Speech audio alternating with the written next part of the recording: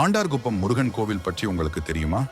சென்னை கொல்கத்தா தேசிய நெடுஞ்சாலையில் தச்சூர் கூட்டுசாலை வழியாக பொன்னேரி செல்லும் வழியில் அமைந்துள்ளது ஆண்டார்குப்பம்.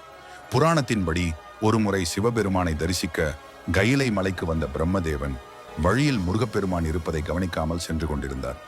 அதிகார தோரணையுடன் அவரை அருகில் அழைத்த முருகப்பெருமான் பிரணவத்துக்கு பொருள் கூறுமாறு கேட்டார்.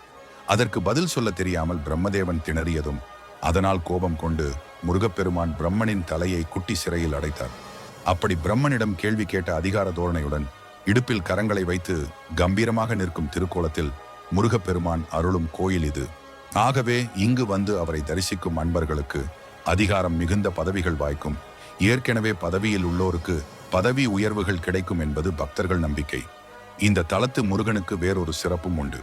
அலங்கார கோலத்தில் மூலவர் முருகப்பெருமானை தரிசிக்கும் போது காலை வேளையில் பாலனாகவும், நண்பகலில் வாலிபனாகவும், மாலையில் வயோதிகனாகவும் காட்சி தருவது சிறப்பம்சமாகும்.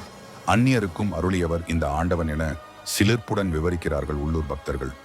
ஒரு முறை இந்த பகுதி வழியே படை நடத்தி சென்ற சுல்தான் ஒருவர் இந்த முருகனை தரிசிக்க வந்த அடியார்களிடம் தனக்காகவும் பிரார்த்திக்க சொல்லி கேட்டுக்கொண்டாராம். அவர்களும் சுல்தானுக்காக முருகனிடம் பிரார்த்தித்துக் கொள்ள அவரருளால் போரில் வெற்றி கிடைத்ததாம் சுல்தானுக்கு. அதற்கு நன்றி கடனாக சுல்தான் முருகனுக்கு கோயில் எழுப்ப நிலம் வழங்கியதாக சரித்திர தகவல்கள் சொல்கின்றன. மூலவர் சந்நிதிக்கு நேர் எதிரில் நடுகல் அமைப்பில் பிரம்மனின் சிற்பம் திகழ்கிறது. பிரம்மதேவன் எக்காலமும் தனக்கு ஆணவம் தலை தூக்கக்கூடாது எனும் பிரார்த்தனையுடன் முருகனை தியானித்துக் கொண்டிருப்பதாக ஐதீகம்.